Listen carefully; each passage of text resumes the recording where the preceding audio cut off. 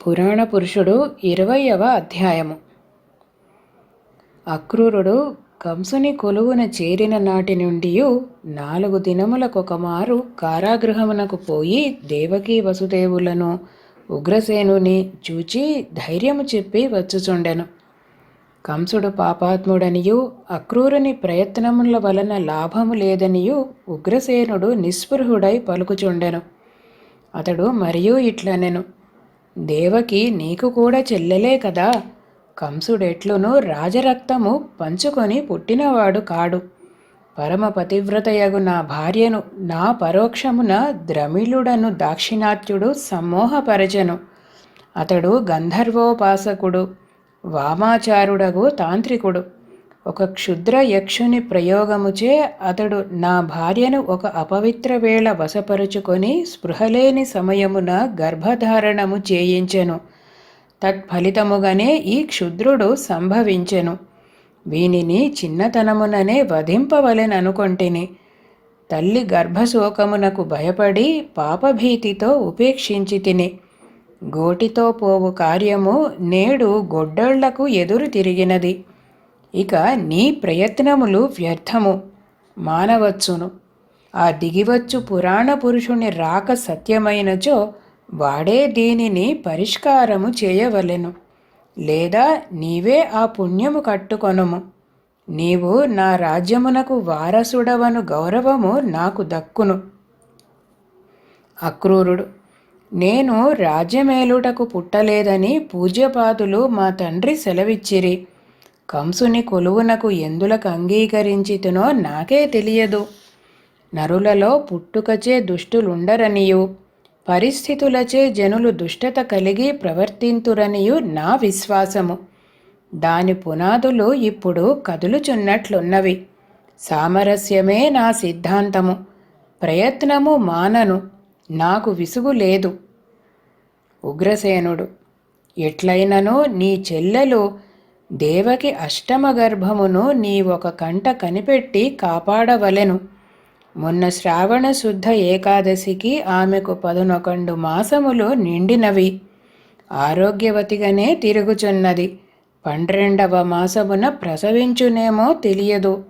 రాత్రులందు సుఖనిద్ర సుఖస్వప్నములు కనుచున్నది. ఎవరో దివ్య పుణ్యస్త్రీలు స్వప్నమున వచ్చి విభూతి రక్ష పెట్టి ఆకాశగంగ తీర్థమిచ్చి గగనయానమున మిన్నేటి ఇసుక తిన్నెలలో నడిచిపోవుచున్నారట. మేల్కాంచుసరికి నేటి ఉదయమున భ్రూమధ్యమున విభూతి అంటియున్నది. వసుదేవుడు నిశ్చల సమాధిలో ఆనందముద్రయందు నిరంతరమున్నట్లు అతని అర్ధనిమీలిత స్థిమిత నేత్రముల వలన స్పష్టపడుచున్నది. అతడు నిరంతరము ఊర్ధ్వదృష్టితో తూర్పు దిక్కు వాతాయనము నుండి పడుచున్న ప్రభాత కాంతుల వైపు దృష్టి ప్రసారము చేసి ఉండును. నిన్నటి ఉదయమున హిరణ్యబాహువులు, ధనుర్బాణములు, హిరణ్య శ్మశ్రువులు గల పురుషుడొకడు వాతాయనము నుండి ఎండ పొడగా దిగివచ్చి వసుదేవునకు ఫల పుష్పములు ఇచ్చి వెడలినట్లు అనుభూతి కలిగినది. తిరిగి చూచుసరికి వసుదేవుని చేతిలో ఒక ఫలము, కొన్ని పారిజాతములు, తులసియు ఉన్నవి. పారిజాతములను దేవకి శిరస్సున దాల్చి తులసిని ఫలమును భుజించెను. అక్రూరుడు: ఇవన్నీయు వాస్తవముగా పురాణ పురుషుడు దిగివచ్చుటకు చిహ్నములని చెప్పలేము. భక్తి యోగమున ఒక స్థితిలో ఇట్టి అనుభూతులు కలుగుచునేయుండును. నారాయణుడంతర్యామి అనియే వేదములు స్థాపించును గాని అవతారమూర్తిగా దిగివచ్చుట చెప్పబడి ఉండలేదు. మనమెరుగని అనేక విలాసములు సృష్టిలో ఉండవచ్చును. ఇదమిత్తమని నిర్ణయింపలేము. ఏది ఎటులున్నను మా చెల్లెలు దేవకి అష్టమ గర్భమును గూర్చి సమస్త భారము నేను స్వీకరించుచున్నాను. నీవు దిగులొందకుము. ఆమెకి మారు గర్భశోకము లేకుండా చేయుట శ్రీమన్నారాయణుని కార్యభారముగా నేను మ్రొక్కుచున్నాను. ఇప్పుడీ దేవకీ వసుదేవులను కూడా పలుకరించి ఆశీర్వదించి పోయెదను. అక్రూరుడు ఇట్లు పలికి ఆసనము నుండి లేచుచుండగా కన్నులు మిరిమిట్లుగొని దిక్కులన్నీయు ఒక చక్రముగా తిరిగెను.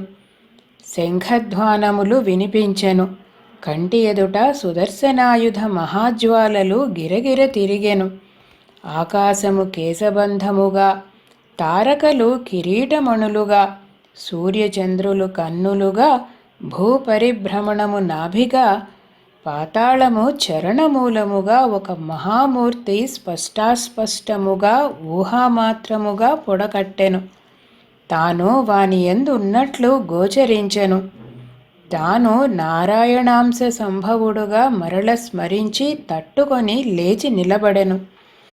దేవకీ వసుదేవులున్న భవనమునకు అక్రూరుడు మందగమనమున నడిచివచ్చుచుండగా అతని ముందు ఆకాశమున గాలి వెలుగు ఆకారము కట్టి నడుచుచున్నట్లు, లోనికి ప్రవేశించుచున్నట్లు ఊహలలో తోచెను. తన ఉపాసనా బలముచే శ్రీమన్నారాయణుడు ముందు నడుచుచుండెననియు, దేవకీ గర్భమునకు క్షేమము తథ్యమనియు సంతోషించెను. ఓ